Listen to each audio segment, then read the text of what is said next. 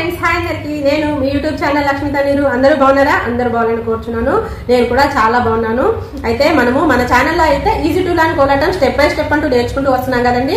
వాటిలో భాగంగానే నేనైతే ఫస్ట్ కోలాటం గురించి వివరించి పెట్టాను పార్ట్ 1 లో.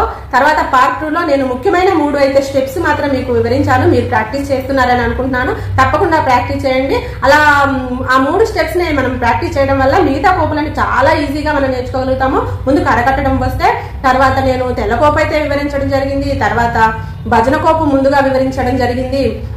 తర్వాత నేను అరగత్తరను వివరించాను. అలాగే ఉయ్యాల కోపును కూడా మనము ఛానల్లో వివరిస్తూ పెట్టడం ద్వారా మీకు వివరంగా తెలిసింది అనుకుంటున్నాను. తర్వాత అయితే మేము తర్వాత కోపులు ఏం నేర్చుకున్నామంటే మేము రామలక్ష్మణ కోపు నేర్చుకున్నాము. రామలక్ష్మణ కోపుని ఏ విధంగా వేస్తారో ఈ వీడియోలో చూపించడానికి మీకు ఈ వీడియోతో మీ ముందుకు వచ్చాను. ఇదైతే మనము పార్ట్ 7 గా మనము ఈ వీడియోని తీసుకొస్తున్నాము. నేనైతే ఇలా పార్ట్లుగా easy to learn Kolatam step by step ఒక్కొక్క పార్ట్ ని కూడా నేను ప్లేలిస్ట్ లో పెట్టడం జరిగింది. మీరు నా దగ్గర నా ఛానల్లో చాలా వీడియోస్ ఉన్నాయి కాబట్టి మీరు వెతుక్కోవడానికి సులువుగా ఉండటానికి ప్లేలిస్ట్ ని క్రియేట్ చేశాను. మీరు ప్లేలిస్ట్ ఎప్పుడైతే ఆన్ చేసుకుంటారో నేను వివరించిన కోపులన్నీ కూడా మీకు వరుసగా వస్తాయి. తప్పకుండా శ్రమ లేకుండా మీకు ప్లేలిస్ట్ ని తయారు చేశాను. వాటి ద్వారా మీరు తప్పకుండా కోలాటం ప్రాక్టీస్ చేయగలరని కోరుచున్నాను. అయితే మనము మేము నేర్చుకున్నటువంటి రామలక్ష్మణ కోపుని మీకు వివరించడానికి వచ్చానని చెప్పాను కదండి. అదేంటంటే మేము కళా పరిషత్లో వేసేటప్పుడు మాకు సమయాభావం వల్ల రామలక్ష్మణ కోపుని అయితే మేము వేయలేకపోయాము. కానీ నేను మీకు వివరించడానికి రామలక్ష్మణ కోపుని నీట్గా తీసిన వీడియోని మా తర్వాత అమ్మనబ్రోలు కోలాటం గ్రూప్ వారు చిన్నపిల్లలే అందరూ కూడా చాలా చక్కగా ప్రదర్శించారు.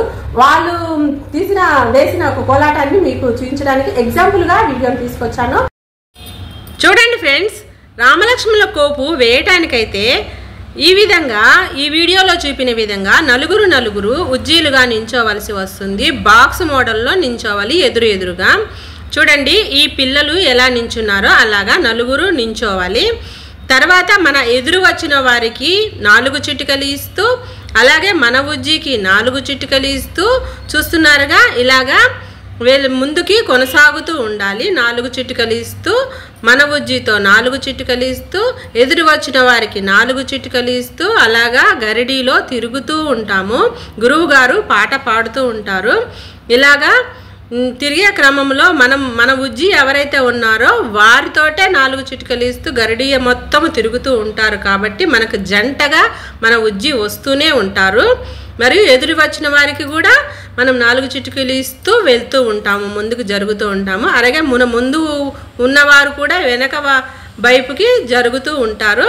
ఇలా ఈ వీడియోలో చూపిన విధంగా అయితే గరిడి జరుగుతూ ఉంటుంది. గురువు గారు మన ఈ పండగ సిచ్యువేషన్కి తగ్గట్టుగా శ్రీ సీతారాముల కళ్యాణము చూతమురారండి అనే పాటనైతే పాడటం జరిగింది. పిల్లలు ఎంత చక్కగా కోలాటం వేస్తున్నారో చూస్తున్నారు కదా.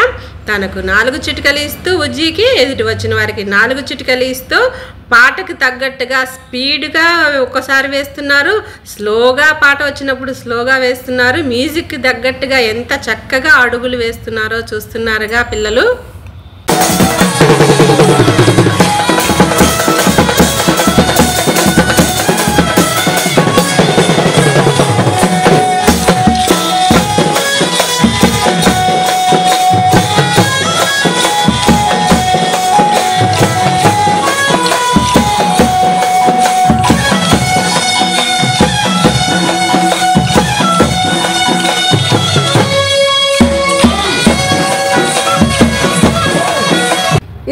ఇలాగైతే మన రామలక్ష్మణ కోపు అయితే పూర్తయింది. దీంతో మనం 7 పార్ట్స్ అయితే పూర్తి చేసాము.